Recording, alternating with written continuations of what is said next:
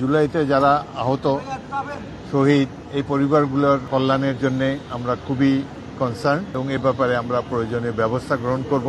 জুলাইতে যারা ক্ষতিগ্রস্ত হয়েছে তাদেরকে কল্যাণ এবং পুনর্বাসনের জন্য কয়েকটা স্কিম আমরা নিয়েছি।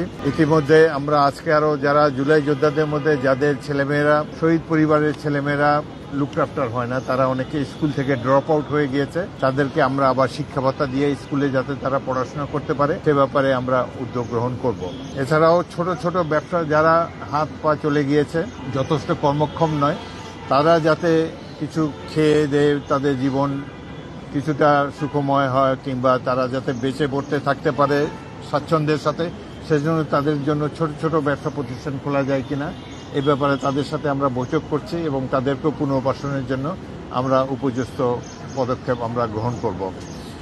আমাদের সরকার জুলাইতে যারা আহত শহীদ এই পরিবারগুলোর কল্যাণের জন্য আমরা খুবই কনসার্ন এবং এ ব্যাপারে আমরা প্রয়োজনীয় ব্যবস্থা গ্রহণ করব।